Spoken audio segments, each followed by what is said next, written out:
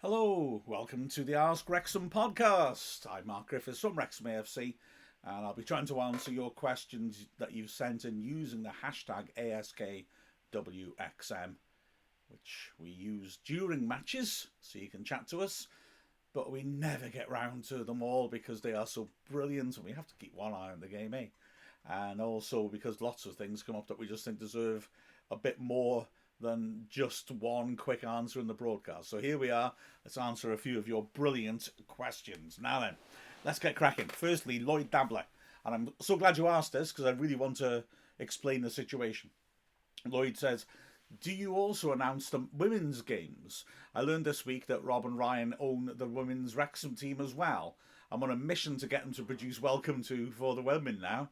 I believe US football appreciation grows faster with women's teams than men. I think you have a fair point there, and certainly the women's team, of course, in the States has always been a bit ahead of the curve compared to most other countries.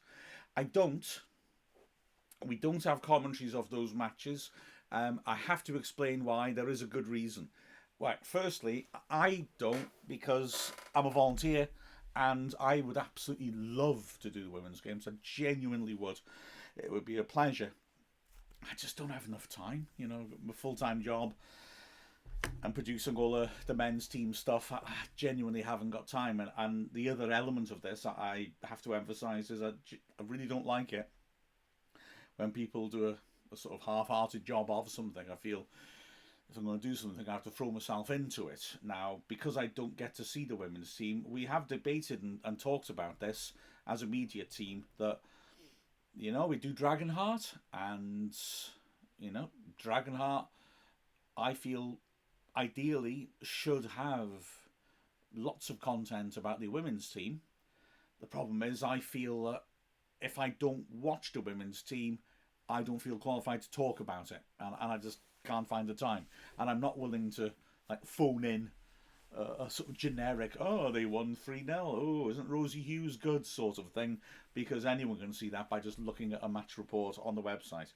So I would absolutely love to, but I can't do it in the current circumstances unless I do a half-hearted job. And I think that would be doing everybody down. I have said to Gemma Owen, who of course is such an important figure in the women's side of the team, the club, about this, just so she understands, and I'm not just ignoring the women's side. It's very much the opposite. I'd love there to be more coverage, but in my current situation, I wouldn't be able to offer it at a level they deserve. Hope that makes sense. Michelle Olsen just jumped in time. I was about to record this when I saw these two tweets. Michelle's would love our comments on the three sides and seating areas of the racecourse besides the Kop. Where do we sit in the commentary, and which side does a team enter from? Other interesting characteristics of each side. Right, so let's try and visualise this. We've got the Kop, which is derelict behind one goal. Then, the commentary team, we are in the Wrexham Lager stand. So we would look to our left to see the Kop. I hope that makes sense. That stand was built in the mid-70s. It's a sort of generic 1970s football stand. In fact, Chester's old ground used to have a stand that was pretty much identical. It's got two tiers, except Chester didn't pay for the extra bottom tier, if you will. So it's got seating coming down, and then Chester's version just then had a brick wall and a gap with gravel between it and the pitch, where we have a terrace. So it used to be standing. I remember the first ever game watching a match standing was on that terrace. When I was a little kid, my dad convinced me, bless him, that we should bring a stool into the match so I could see. This may well have been wise when he was younger. It wasn't wise in the modern turnstiles. We only just managed to get this big stool through the turnstile, and then I stood on the front row holding on to the fences, because you used to have fences then. For Wales against West Germany. That's a long, long time ago. I'll tell you something else which we don't see in football grounds anymore. There was a dog show before the match. That's how long ago it was. So that used to be standing. Now that's been seated for, a good 15 years at least. That's the main stand, if you will. There's offices and all the club sort of facilities are underneath that, the changing rooms, when you get the players come out from that side. Having said that, I mean, it's inadequate for the modern requirements of a football club. In terms of infrastructure, it's fine as a stand, good view of the pitch. But the infrastructure required in a modern football ground is a lot greater than what that can offer, which is a secondary reason why we'll build a Kop, because we've already put in a sort of semi-permanent cabins outside in the car park for office staff to work in, because the new ownership have done a really good job renovating and trying to make better use of the space under the stands. But when the new Kop's built, there'll be proper office space and infrastructure to actually modernise the ground and allow people to work in better conditions. I'm not trying to make out it's a Victorian sweatshop, but it's definitely an Edwardian sweatshop. So yeah, so that's that stand. So that's sort of the main stand, if you will, traditionally. Then going across to opposite the Kop is it hasn't got an official name at the moment, actually, I don't think. So there's no sponsor for it, and the stands are sponsored. So I don't know, I guess some people call it the university end. More traditionally, it used to be called the tech end, because what is now Glyndŵr University, which is behind that goal and behind the Wrexham Lager stand, used to be a technical college, hence it was called the tech. And so the traditional name really is the tech end for that end. It's had a few sponsors' names as well. But those then tend to stick in British football, maybe as much as they do in sport in North America. And that used to be traditionally the away end. So it used to be, again, seats in the top part, and you'll see on the screen seats in the bottom part, but that used to be just the same as Wrexham Lager stand. They match each other. Seats at the top, and it used to be a terrace at the bottom. That used to be the away end. Often it was only the terrace being used, really. But there was one disastrous act in the mid-80s, which I remember watching with horror. They decided to let kids come in for £1. And so because the top area was always empty once we went into decline. And so the top area, they said kids for £1, and they did it for a couple of matches, and it really worked well. There were lots of kids in there making lots of high-pitched noise. It was wonderful. And then we played Hereford, a club who are a fair distance from Wrexham, a good couple of hours by car. But they, I think, see us as rivals, if I'm honest, I think a little bit more than we see them as rivals. And there was trouble. The Hereford fans in the standing area below started climbing up to attack the little children in the top stand. It was horrible. After that, as you can imagine, we stopped doing that initiative. But since the Kop, which is the traditional home ends for the supporters, has been derelict, we've converted that stand to be the home end. So that's why Wrexham like kicking towards it in the second half. It's a traditional football thing that you try to attack your fans in their direction rather in the second half. I don't mean attack the fans like the Hereford fans did. And then, as a result, you get a bit more inspiration. It's also facilitated, let's be honest, by the fact that in the National League there are not many away supporters. Now, I guess in North American sports, my assumption, correct me if I'm wrong, is that really away supporters aren't a thing that much because of the huge distances involved. It's also true in a lot of European football that you don't get many away supporters. But in Britain, the tradition is that you will have away support. But National League is, there's a lot of small clubs. So it's perfectly common for us to get less than 100 away fans. And so rather than accommodate them and give them a whole stand or a whole terrace, they are now accommodated in the part of the Wrexham Lager stand nearest the tack end in a small strip, because generally that's enough.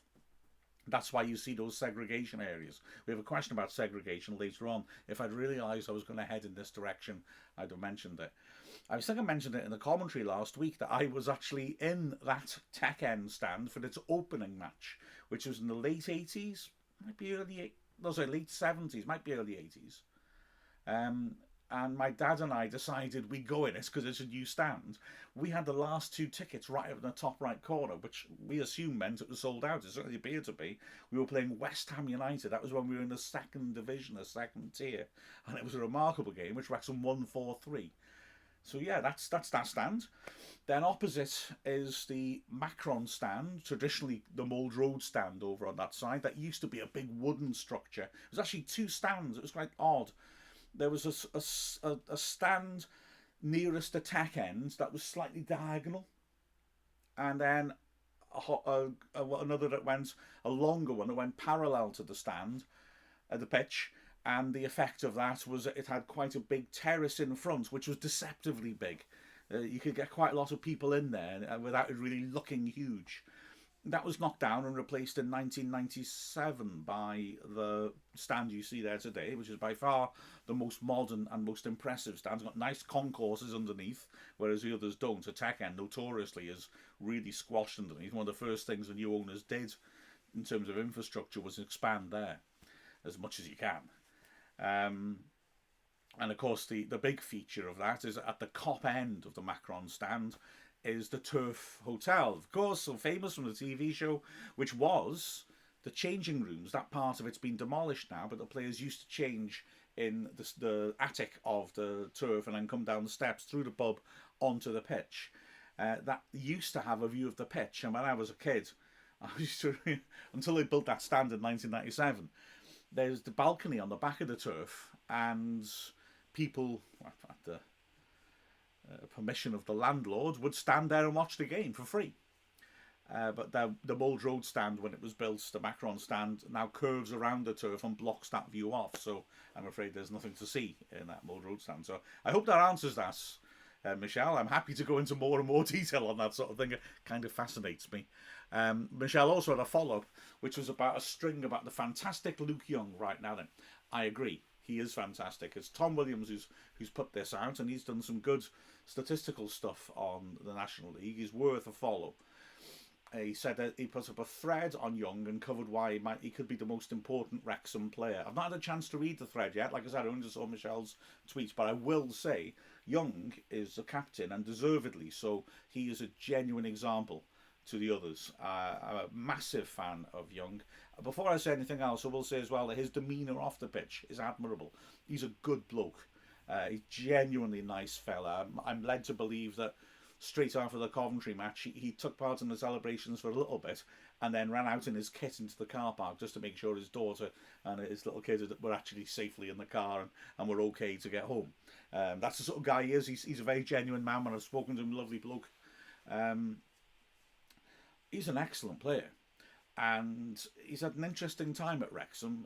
I think I'm right now with Christian Dibble sadly leaving, that he and Rob Lainton are our longest serving players. They both came in the same summer. Young, for me, has always been consistently impressive. There have been times when the fans have gone off him a little bit. I felt it was incorrect. I felt it was more. There was a time when we played him and a midfielder who now plays for Halifax, Luke Summerfield, in the middle of midfield, and they were criticised because they would lose control of the game in the middle of the pitch. And my argument was it was a tactical thing. I felt that both of them were playing well, but the formation we played meant they were rather isolated in the middle of the pitch and they could get overrun or bypassed. It wasn't, for me, down to them. It was down to the structure around them. They were performing well without enough support. And I don't want to simplify this, but let's just put it this way. At the moment, we play a midfield with 3 players, plus the wing backs come up to help. So you've almost got 5 players in the middle of the pitch. The way we were playing, it was more Young and Summerfield on their own. So you could bypass them, you get down the sides of them, you could stretch them and separate them much too easily, and then once you separate players out and they're isolated, you can pass the ball around them because you outnumbered them. Now our system is much better. Young in a 3 has got that support, and I think he's terrific. I mean, the thing that new fans won't have seen as much of, but go back on YouTube, see, there's a lovely Luke Young compilation video. My gosh, he's got a great shot on him, and he scores goals. The season before the takeover, he got 12 goals. Admittedly, some were penalties, though, to be fair to him. He had a 100% record of penalties, but he can strike a ball from distance. I mean, really, that wonderful goal he scored the other week, that's nothing compared to what he can do. He can score from further out than that with power. That was intelligence, placing it in like that, realising the goalkeeper was off his line. But he can slam it past the goalkeeper with power from much further out. He won when we relaunched the Goal of the Season trophy, which is named after a dear friend of mine, Steve Edwards, who sadly passed away well before his time, who was a brilliant commentator with me. And it was an honour to have his name attached to the trophy.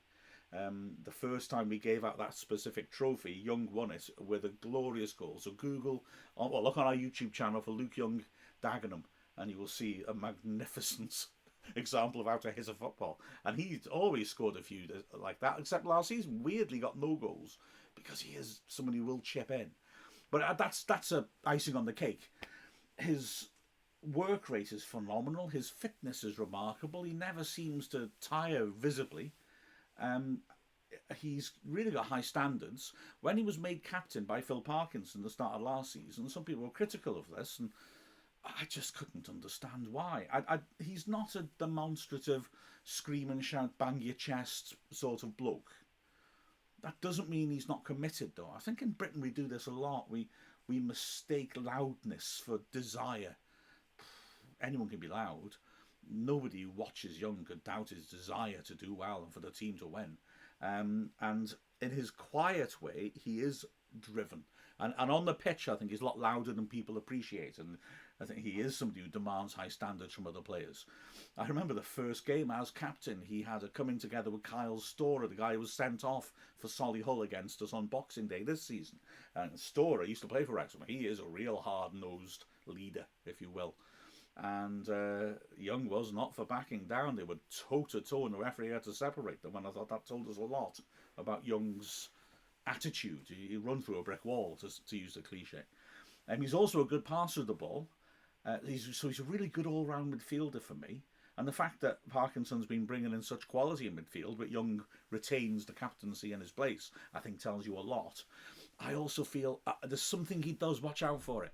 When we're moving the ball around, and you know, they call it horseshoeing. You know, we've seen when the other side's defence have gone quite deep, and we're like passing the ball around the sides and back and around the other way. And when we do that, we're trying to drag them out of shape. We're trying to pull people out of position so that we can find a gap, and then someone like Lee or whoever will go in there. Well, Young is good at doing that sort of thing. And you watch, you'll see him doing this. So a couple of times a game, we're doing that, and the tempo is quite slow. And then Young will spot an opportunity, and he'll take a very, how can I put this, positive first touch. The ball comes to him, and we've been moving the ball around in this horseshoe shape, and it's not that fast, and it's not that testing. It's more we're looking and probing. And then he sees that opportunity, and he'll have this positive first touch where he'll bang it out from between his feet in front of him. Sometimes he does this just to inject pace into the move and just catch the defenders out. They're just starting to settle and feel relaxed, and then suddenly he's moved it quickly and he's put energy in, and then the rest of the team know, right, okay, he's put energy into this.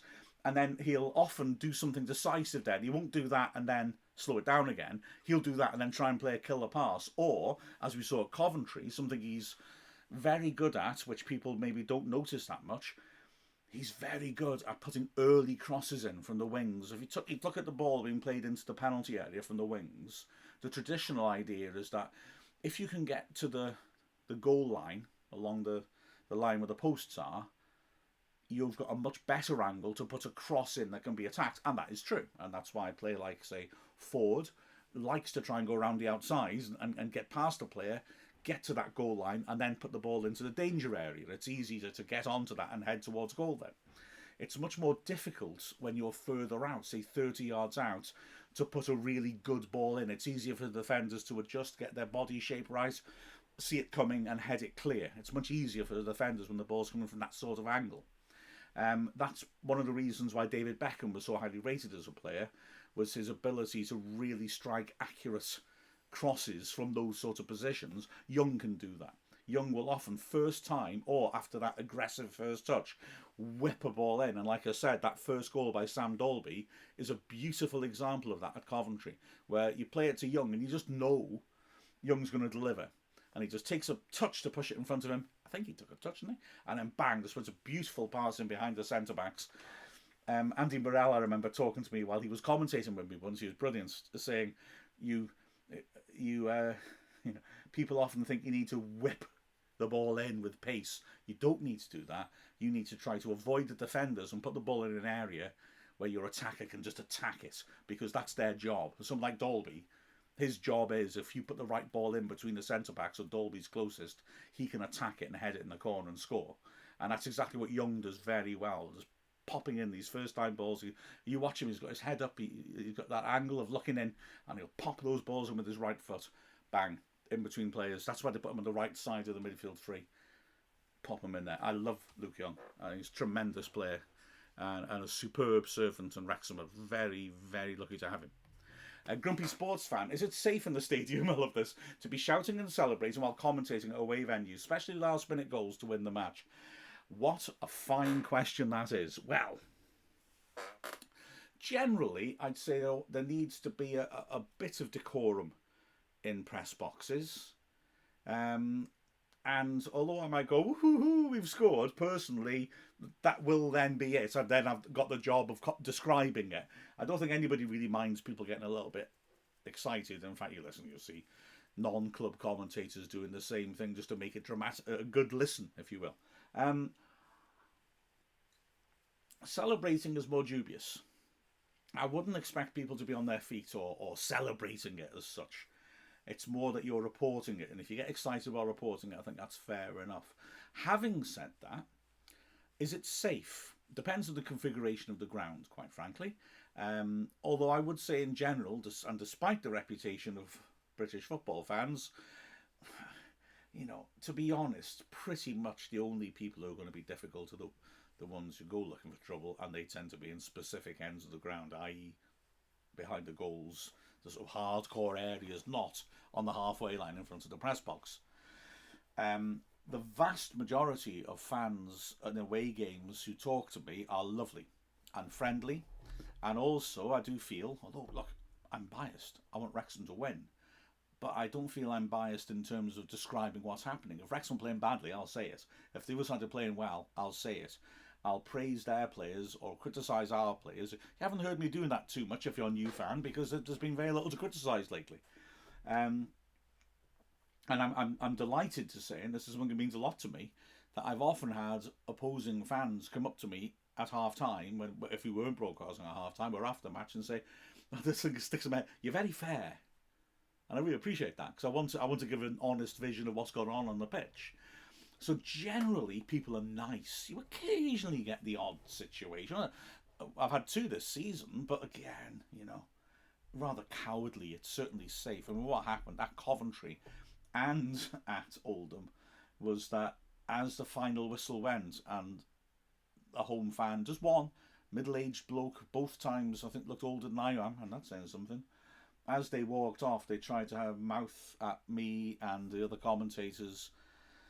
That's not a very brave thing to do, because we're commentating and they know that we can't do anything about it. So they're not being brave. They're not going to do anything to us while we're commentating. They're not going to do anything to us, full stop. So yeah, generally it's okay. I had a weird experience at Crawley once where this incredibly grumpy, scary, tough-looking old man sat next to me and didn't like the fact that because there were a lot of press that I was sitting in the seat next to him. I sort of managed to calm him down by acting flattering towards him. I just wanted to keep myself in one piece. So he was okay.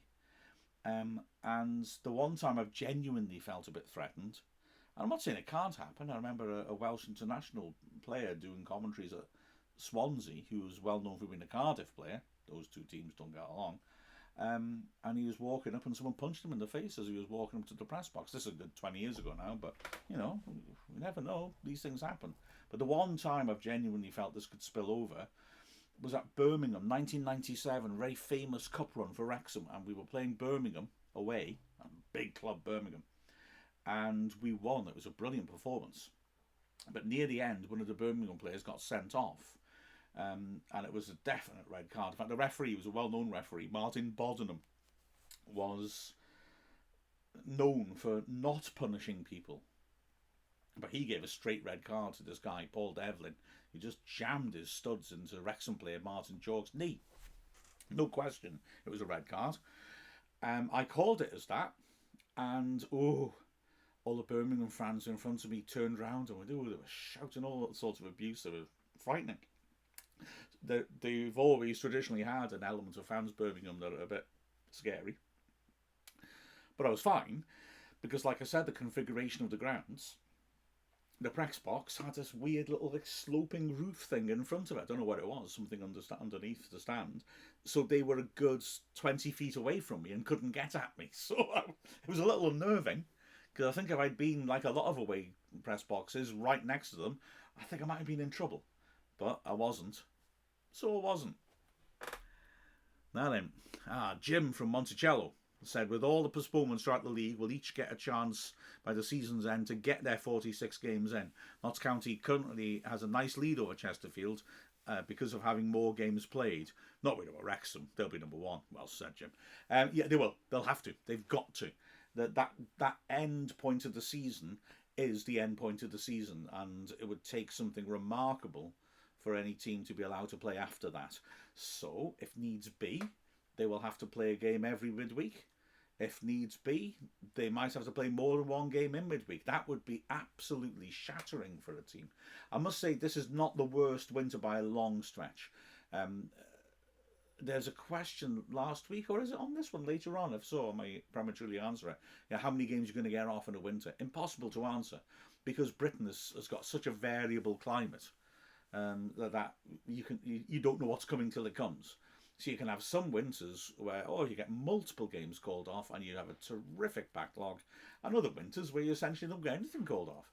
It's very, very variable, but they have to fit it in somehow. They've got to. I remember Braintree, who were a team in the league below us 5-6 years ago, maybe a bit more, had terrible problems with their pitch. Gateshead did as well, actually.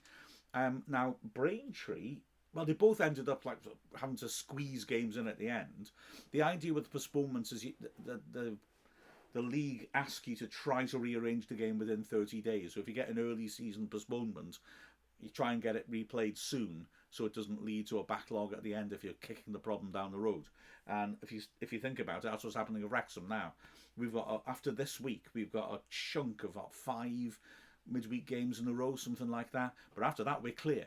We've got rid of all the backlog. We've got rid of all the midweek games. So all the remaining midweek games are empty. So theoretically, we're laughing. Theoretically, we'd be fine 2-3 more postponements. Certainly would put strain on the players. We don't want that. But it wouldn't endanger the season. Braintree, I remember having to play 3 games in the week. Gateshead, I think, did. Although Gateshead took the decision to play their games in a different club's ground. So we actually played them at Hartlepool, which is, it's not that far away, 20 miles away maybe. There's quite a few northeastern clubs around Gateshead. So they, I think, addressed it that way because their pitch was genuinely unplayable. Braintree, I never quite understood this, got an FA grant of 6-figure grant to relay their pitch completely, which seemed terribly generous of the FA. I mean, all other clubs have to pay for their pitches, so I don't know. But essentially, yeah, the season will get finished, don't worry, Jim. You're right to point out that discrepancy with Notts County and Chesterfield as well. I mean, since you've written that tweet, of course, Notts County have won again, but still aren't above us. Chesterfield have lost heavily at Barnet, and that probably takes them out of the reckoning to win the league, I would say. If they win all their games in hand, they'll still be 7 points behind us, and that's a big if, isn't it? It's better, I think, to have the points in the bag than the games in hand, because you have got to win all those games to try and make up the ground. So, yeah, I'd much rather be in our position than Chesterfield, and I'd rather be in our position than Notts County, where we've got that. Well, if we're level, but we've got a game more, I'd prefer that. Al Hannah saying about Chesterfield having to delay their game. This was from last week, and actually it was called off in the end due to pitch issues. I did answer it. I'm sorry, Al. What time of year do you have to stop having to worry about frost and weather postponing matches? I mean, really, usually January, February are the worst months. It's very mild at the moment. It's quite nice at the moment for this time of year. By March, you may get the odd game called off, but you'd be unlucky. You can get the pitch waterlogged, of course. So it doesn't have to just be frost. It can be heavy rain that causes a problem. But generally, March you'd think would probably be the cut-off point. But like I said in my last answer, you can't guarantee it. The British weather is incredibly unpredictable. And although we don't have extremes, we have a lot of variety going on a lot of the time. So, I mean, I've certainly seen cricket matches called off in May because of snow, and cricket's our summer sport. So I would say reasonably that December, January, February are the worst times, especially I think January and February. But you can still get games called off after that point. Darren's happy place. Let's suppose for a moment that Wrexham gets promoted to the EFL. What would be a derby they would have at each level of football? Something that would whet your appetite even more than a pork pie. Is such a thing possible? Well, right. Chester's our traditional rivalry. Although they're doing pretty well in the league below us, they are in the league below us, so that's the big rivalry. Now Shrewsbury are, hang on a second, 2 leagues above us. I've lost track of the Football League. Shrewsbury, I'd say, are our next level of opponents, and I think a lot of Wrexham fans are looking forward to playing Shrewsbury again, because we played them in the season we got relegated for the Football League. That was the last time we played them. They thrashed us at Shrewsbury. It was 3-0. It could have been more. And I think it left a bad taste in the mouth. That was near the end of the season. That was a game that extinguished an awful lot of what remained of our hopes of surviving. And I think a lot of Wrexham fans loved the idea of going to Shrewsbury and getting revenge with a strong team. Not least because they used to have a very old traditional ground, which I loved going to, right in the heart of the town. But they've sold it, and they've moved to a purpose-built arena outside the town. And please don't get me wrong, it's a really nice ground. It's very impressive. But that's the only time we played there, I'm pretty sure, and we got beaten 3-0, and it could have been more. So I think a lot of Wrexham fans quite fancy going there and making amends, not least because we sort of spoiled their farewell to their old ground by winning a match right at the end. That might have been their final match there, I think. So, yeah, Shrewsbury's an obvious one to watch out for. They tend to yo-yo between League 2 and League 1. Tend to. Other local ones. There's Port Vale. I should really get you know what? Forgive me. I'm just going to get my phone up and get the Football League tables up. I should have done this before. And I do apologise. This is very amateurish of me. But hey, I'm an amateur, so I've got an excuse. Let's have a little look at the different divisions. Now, of course, you've got to remember, a bit like I talked about Hereford last time, that if you've got, sometimes a rivalry can be held more from one club than another. So we might be excited at playing a local team who really don't think much of us because they're traditionally above us. I suppose you might, I don't want to sound, oh no, I'm not going to say that, it's tempting fate. Yeah, I'm shutting up about that. Okay, I'm looking at League 2 now. Well, okay, what is a derby? What is a game that you really feel wound up by? I think a lot of Wrexham fans were a bit frustrated by Salford when they went up. We had a bit of a rivalry with them. They came up to our league. They've got money put into the club, and they went straight through our league in one season. And I think a lot of Wrexham fans were a bit frustrated by it, not least because we played a double header Christmas, New Year. We beat them 5-1 at the racecourse. It was fabulous. And I think everyone at that point thought we were going to win the league. We went to Salford, lost 2-0. But I think that would have something, although there's no tradition. That's the only time we played them. There's absolutely no tradition. It's about an hour away by cards, and it's a city itself, actually.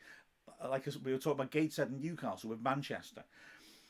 But, yeah, Mansfield is further away, so not a local derby, but there is some rivalry. They came down the same time as us, and we were competing to both go up at the same time. It's not a huge rivalry, that really, though. And then just looking further down, well, there are two very obvious mid-table teams in League 2 at the moment who would be derby rivals. After Chester and Shrewsbury, I would say our next biggest rival is Tranmere Rovers. They're on the Wirral, so if you look at a map of Merseyside, you've got Liverpool, and then you've got an estuary, oh gosh, peninsula, that's it, sorry, geography, next to it, and that's the Wirral. And Tranmere is the one professional team on the Wirral, and so they're traditional rivals of ours. That's less than an hour away, so that's a proper rivalry. And then also, of course, Stockport. Now, Stockport's about an hour away. It is a rivalry. I think it's greater now after what happened last season. Let's see, looking down the rest, Grimsby would obviously have an element of rivalry, but in all honesty, I think there's a nice positive rivalry with Grimsby. Newport County is a Welsh match, and they beat us in a playoff final at Wembley in 2013. So that would be a game with a bit of a needle in it. and then also Crewe is about an hour away. So there's quite a few teams about an hour away who would be seen as rivals, certainly not as fierce as Chester and Shrewsbury. And Tranmere, I think I'd push them a little bit into that category. But there's quite a few teams in League Two. That'd be interesting. It's National League is quite concentrated towards the southeast, and it's been a striking thing for us because we really, instead of having regular, fairly local games with a bit of edge to them, we've got very few. Rochdale are bottom of the league, so they may well come down to the National League. We may miss them if we go up. That's just over an hour away. It's just the north part of Manchester. So there's quite a few there. Walsall's about an hour and a half. I wouldn't say any great rivalry, but, fairly local clubs. Clubs you can get to fairly easily. Okay, let's have a quick look at League One. I think that beyond Shrewsbury, it might not be quite so exciting. Yeah, this isn't looking... Bolton's not a rivalry. It's just over an hour away, but it's not really. We don't cross their paths very often. Be fun for us to go there. Shrewsbury are doing well in League One, and then looking through the rest, Port Vale is about a mile away. It's by Stoke. Stoke's a slightly strange place, not in the pejorative sense. It's actually, is it 5 or 7 towns, one of which is a city, Stoke itself, all like running into each other. Port Vale is in Burslem, which is one of the towns. That seems to be, it's only about an hour away. That seems to have a bit of edge because, sadly, the hooligan elements seem to see that as something that's a big thing. I wouldn't say it's particularly a big football rivalry, if I'm honest. And then looking around the rest, well, Fleetwood are there. Now, they're over an hour away, just about, I say about an hour and a half, up in Lancashire on the coast. They're seen as rivals for us. Oh, you know what? I'm going to jump on to another future question, so I apologise when I'm answering this. There was a question about what the most points are for a second place team. Well, I'll do that in more detail later, but I will say Fleetwood play a part in that, so there could be some feeling in that one. And then there's not really any others in League One. And then by the time we get into the Championship, I really would say that firstly, they'd all be exciting because they're big clubs, and secondly, I think any rivalry would be very one-sided from us. Burnley, Sheffield United, these are all big northern teams, although not quite local. Middlesbrough, Blackburn Rovers, but these are not teams who played for a long time. Luton are up there. They were in the National League 10 years ago and beat us in the playoffs. But I think that rivalry has dialed down a little bit. Yes, there's no real teams in there. I mean, Swansea, because they're Welsh, and Cardiff, because they're Welsh. And Cardiff used to be a very hot rivalry in the early 90s when both teams were going up the divisions together. But I think a lot of Wrexham fans feel that Cardiff have a little bit of a patronising view of Wrexham now. We're a little team. Swansea, I don't feel have really had that much either way. There are 2 teams in the relegation zone, with Cardiff are as well, actually, that are sort of a little interesting, which are the bottom 2. Blackpool, we played a Blackpool traditionally at the same sort of level as us, but they always tend to beat us, and well, until quite recently our record improved. And Wigan are quite a small town to have a club, and also a traditionally rugby league town, but their football team only got into the Football League late 70s and has done really well. But I can't say it's a hot rivalry, so they're not massively supported. I wouldn't see that as the hot game. It's only about an hour away again. How many times have I said only about an hour away? Everywhere's about an hour from Wrexham. Hope that helped. Kurt Bennett said, I mentioned earlier that this is before the Gateshead game. Was it? No, Maidstone. We need to win by at least 2 goals to go over Notts County. I believe this has something to do with how goals count when points are tied. Maybe worth covering in an Ask Wrexham podcast. Kurt, your wish is my command. Well, quite useful maybe. The current league table illustrates this because, right, obviously the first determinant, how many points have you got? So Wrexham and Notts County have both got 65 points. So it then goes on to a goal difference. You can see on the table, if you're watching the video, both sides have for 70. So they've both scored 70 goals. Against, well, we've let in 23 goals and Notts County have let in 25. So the GD column is goal difference. How many goals you've scored, subtract how many goals you've let in. Andy Davis, by the way, explains this very well in reply to this tweet too. And so our goal difference is 47. 70 goals scored minus 23 conceded. Notts County's goal difference is 2 worse. 70 minus 25 is 45. Therefore, we are above them. Now, the extra little level of complication before the Maidstone game, quite simply, was that we actually managed to end up level on goal difference as well. And so what determined it then was goals scored. So you go points, then goal difference, and if that's level, you go on to goals scored. So at the moment, actually, that's level. So you can see it's quite a tight rivalry between us, isn't it, really? At the moment, at least. So, yeah, that's how they work it out. And other countries do it in different ways, and other tournaments do it in different ways. So don't assume this is definitive and how all competitions are run, because, obviously the rules of football, the game itself are common, but how a competition is run is down to the organisers. So, and in Spain, for example, they go on head-to-head records. So you might have a goal difference of 20 better than a team that comes level with you, but if you lost to them home and away, or you lost away and drew at home, they finish above you. So there are other ways of doing it. This is the traditional one. Years ago, and this is before I was watching football to show how long it was, they used to have something very complicated called goal average. Well, I say the concept wasn't complicated. Goals for divided by goals against. If you think about it, it gives you the same sort of result. But goodness me, at least there's more simplicity in this, because as a last game of the season's going on, you can see who's ahead. Working out how many goals you need to score to go ahead and goal average could be a lot more complex. This is the one from Luke, who has a projection of how the National League will pan out. And so what's the most points of teams finishing the season in second place at the 5th tier of the ladder? Because they're predicting Notts County will come second behind us with 105. Now then, firstly, I don't agree with this prediction. I feel like they've perhaps just extrapolated out the number of games left against our form, or points per game. I don't think that's realistic. I think other things like catching up matches will apply, when games are postponed. So it's basically saying Wrexham will get 111, Notts County 105, Chesterfield 100. I don't think Chesterfield will get to 100. I think it's perfectly feasible, doesn't Notts County will. And so to answer Luke's question, sadly, I refer back to what I mentioned before. In the 2012-13 season, we had a phenomenal team managed by someone I mentioned earlier, Andy Morrell, who played for us as well. And we got 98 points, a phenomenal total.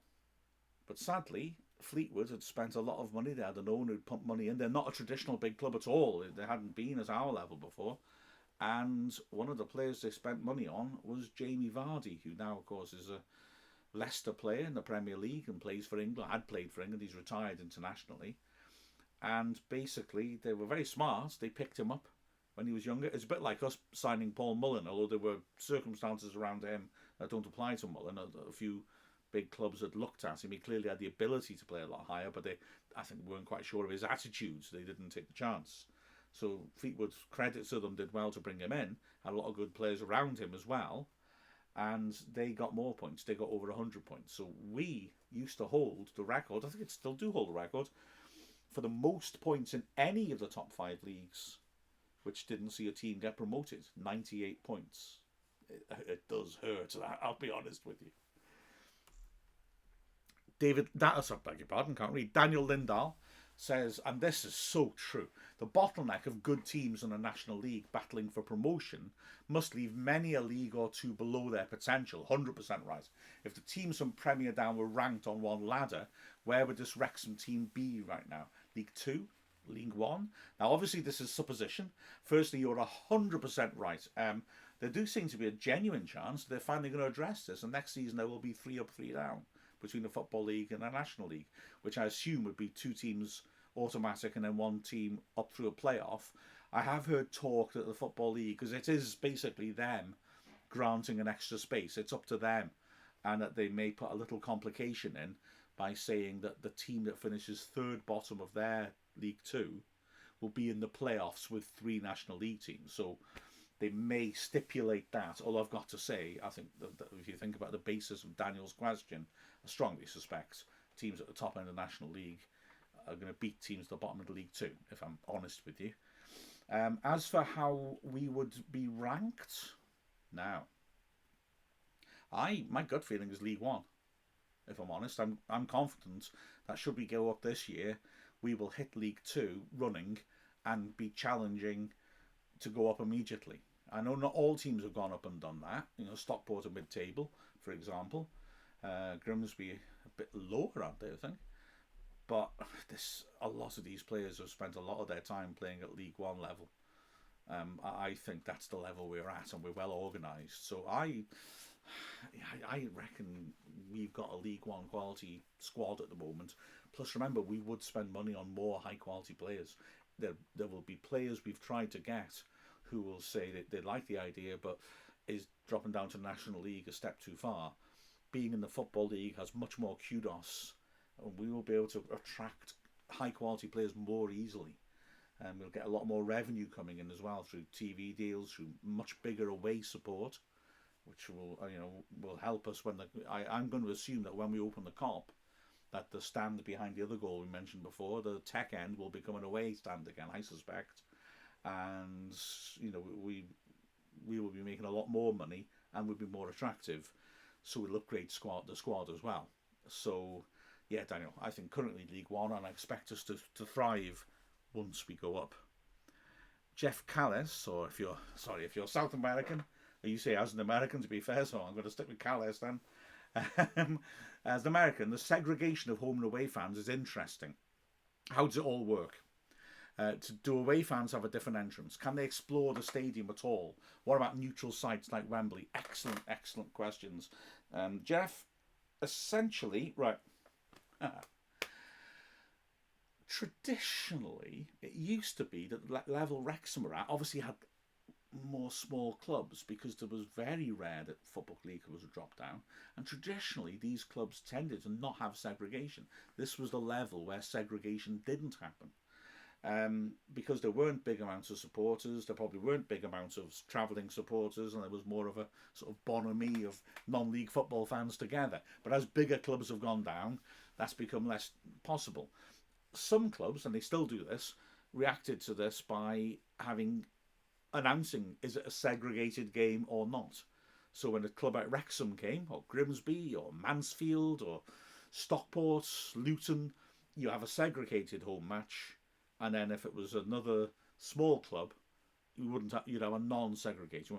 Gateshead playing against Bromley, there will not be many away fans at either of those games. There's no need to segregate.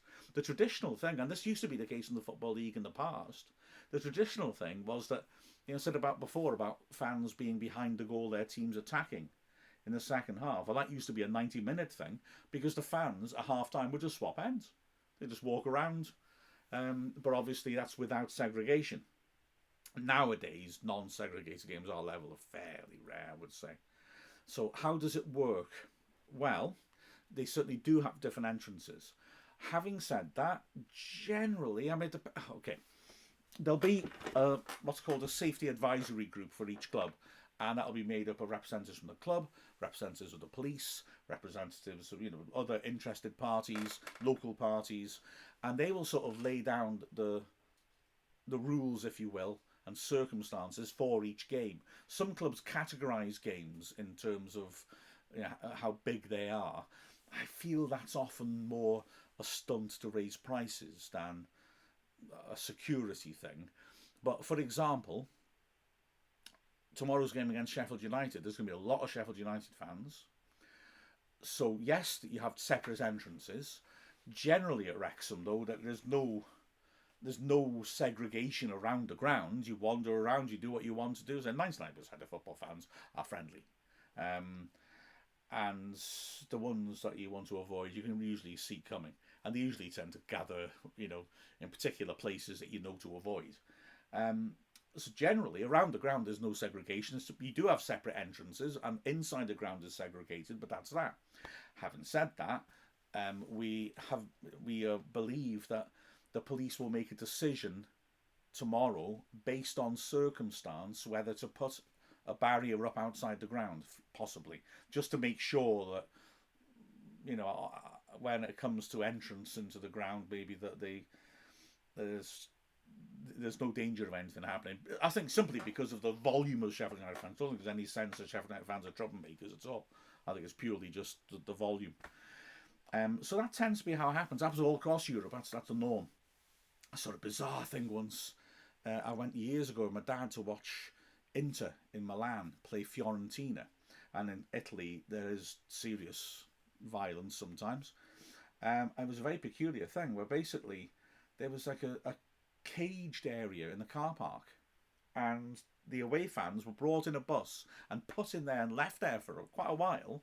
And then when the riot police were ready, they formed a sort of corridor on either side with their riot shields from the caged area to the away entrance, so the Fiorentina fans couldn't escape and the Inter fans couldn't get at them. Now, this sounds heavy-handed but effective, doesn't it? It's actually heavy-handed and ineffective, because after the match they did the same thing. Clearly, though, the riot police weren't that bothered about actually protecting anybody, just about doing, ticking the box saying, yeah, we did that. So my dad and I found a situation where we actually had to cross through the line in order to get to the tram stop to get back to the city. And we found when we walked up towards it that they were quite happily allowing Inter fans to crisscross while the Fiorentina fans were going. You could walk between the riot police, no problem. As we did it, someone threw a coin and hit a guy just next to us. He went down with blood coming out of his head. Dad and I just, put on a slightly hurried stride as we moved on. Yeah. So it can all vary. In terms, Jeff, of can you explore the stadium at all? No. If your section is segregated, you are in that section. You'll have a concourse underneath where you can buy food and drink. No, but you can't explore the stadium at all. Neutral sites will be segregated. So you go to Wembley, there'll be a part for one team, apart from the other team. So generally, you can walk around a lot more. I mean, you can, if you wish, go around virtually pretty much half the stadium on the inside. I suppose you could in the ground as well. I mean concourse when it's on the inside. In Wembley, the concourses have big metal doors that shut, which are supposed to keep the two sides apart. But yeah, it's segregated. You can't go into the other part. I hope that answers your question, Jeff. Ron Wilk, how'd you play two games simultaneously? That's because I put on a Wrexham Anorak about us going 13 games unbeaten, but then playing two games simultaneously. Oh, right. Now then, this can happen. It's very rare nowadays. It's ludicrously rare, but it did happen to us once in my experience of football, and that was in that brilliant season I mentioned. We got 98 points. We used to play in the Welsh Cup. For political reasons that I won't go into now, we were removed from it, but I think the Welsh FA realised it would be beneficial if they could get Wrexham, Swansea, Cardiff, Newport back into it. And so for one season they did allow us back in. However, they also were aware that their own teams, the Welsh FA teams and the Welsh League, were not happy about this, and so they didn't want to upset them too much.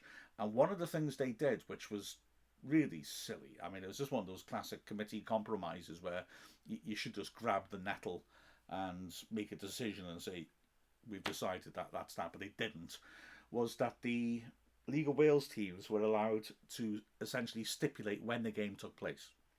So we drew Airbus, which is a team from a village called Broughton. It's there really because there's a big aerospace manufacturer, Airbus, and that's sort of their works team, if you will, although they're not people who work there. They bring players in, but they're funded by the company. It's a big international company, obviously. And they drew us, and we said, well, okay, the games have to, when they make these draws, they say the game has to be played by a certain date. The idea is that at the weekend, it's going to be a certain date. Now, because we were not in the Welsh FA system, we would have a game on that day. And as luck would have it, it was the FA Cup. And we were thinking, okay, well, we don't want to get knocked out of the FA Cup, but if we are, we'll have an empty weekend and we can play this game. But we got through in the FA Cup and we drew Brentford, the Premier League current team, away. They were on their journey up the divisions at the time, going really well. They were top of League One. And we were obviously two divisions lower down. And so we had to play that on the Saturday. Airbus, given the choice of when to play, were approached by us and we said, please can we play on the Sunday?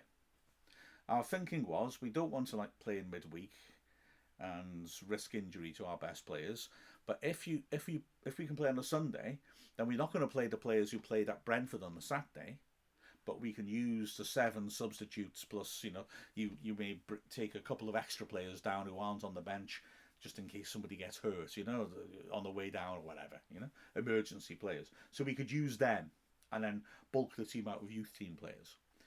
Airbus said, no, we're not doing that. We're playing you on the Saturday, and that's that. It's our decision. That's what the competition rules say.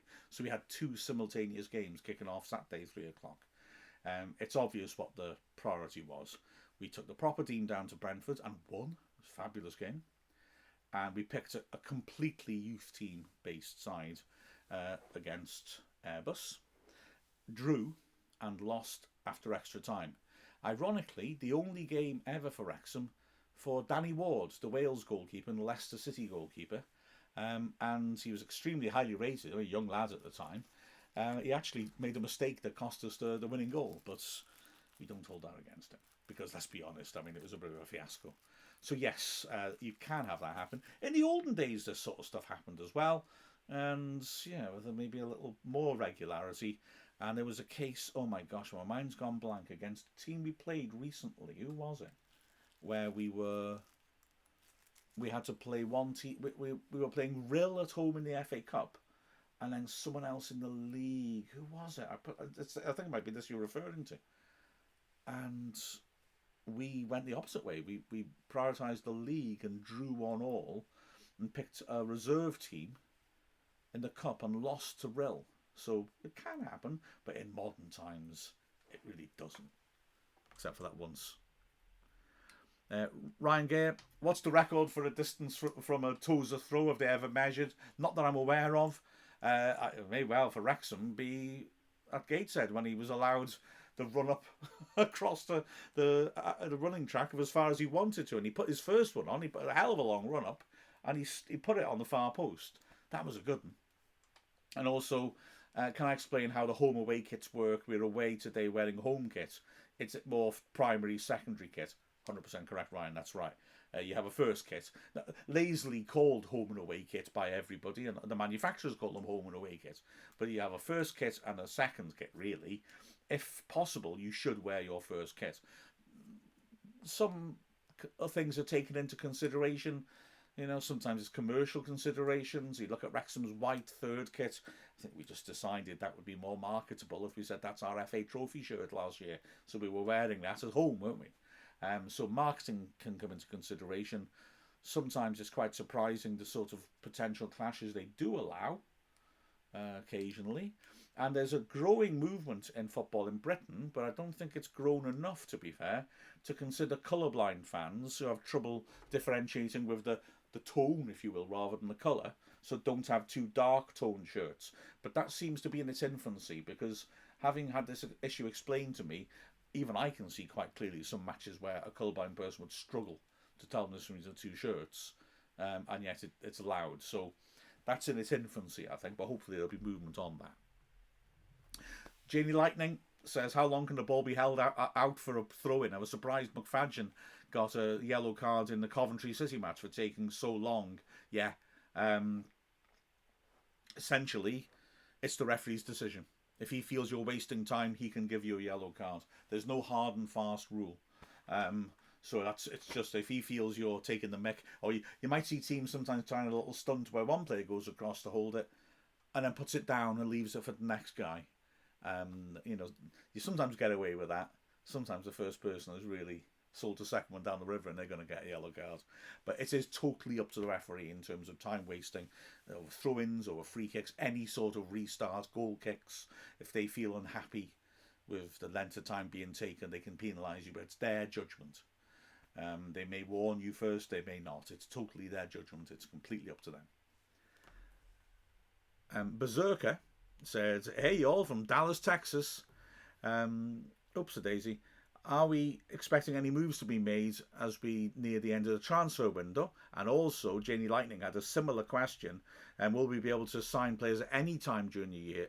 As we can sign them any time during the year, can we sign players from the upper leagues if their teams are bound by their transfer window? That's a smart question. Right.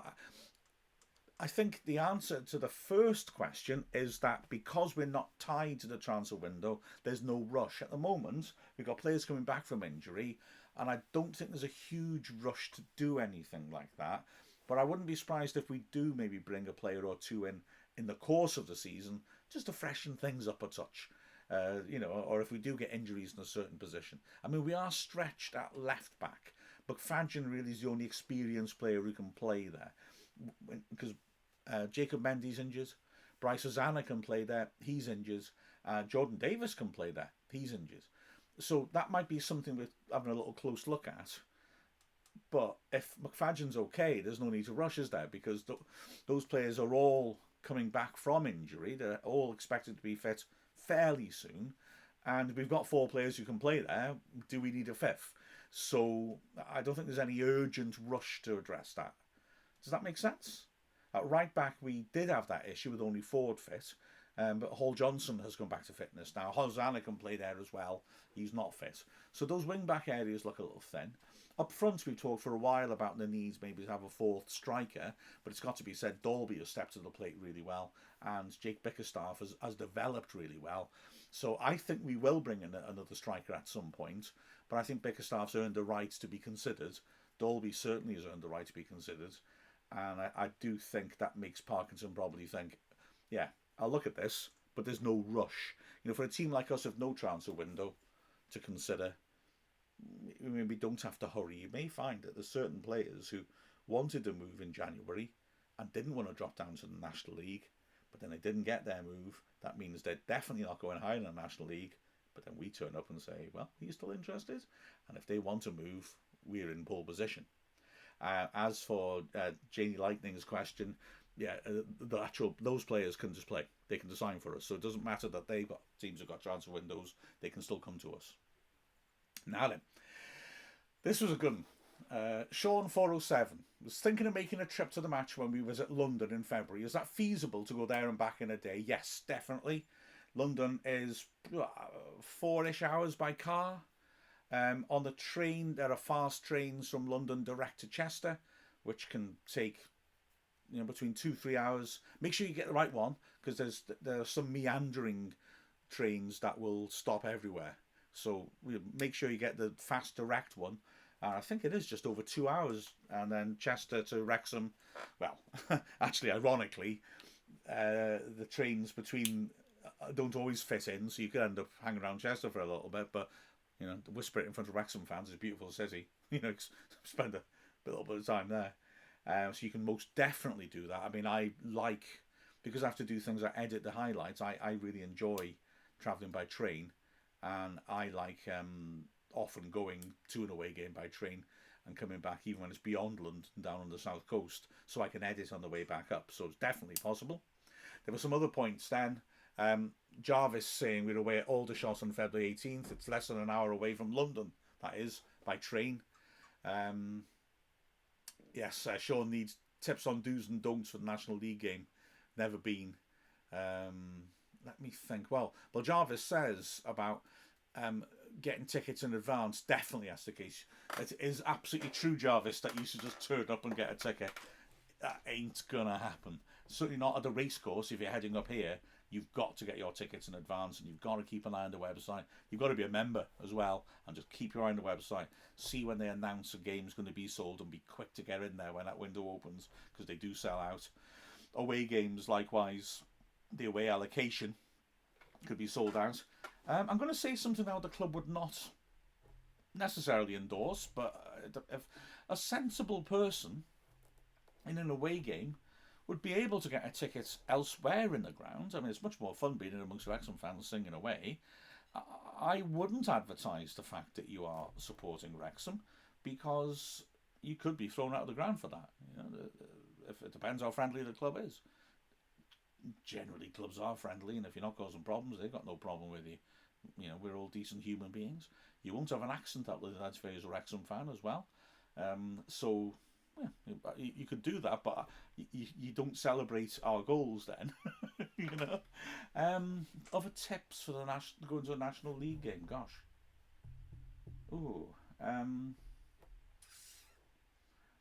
Generally things are pretty friendly and relaxed. I don't know. Comes to the club shop, definitely.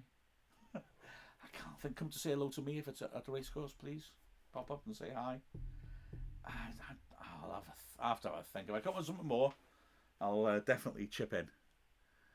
And that is it. Right, I'm scarpering.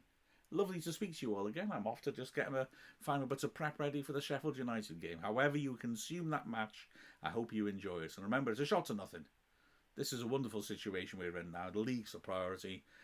We get a stab at glory against Sheffield United, but they're a hell of a good team. They should beat us. So let's just enjoy it for what it is, a chance to really go for it and enhance Wrexham's giant-killing reputation. Hope you all enjoyed the game massively, and the usual stuff, of course, will all be out on Wrexham's channels afterwards. So, I am Mark Griffiths, and I am going now. Bye-bye.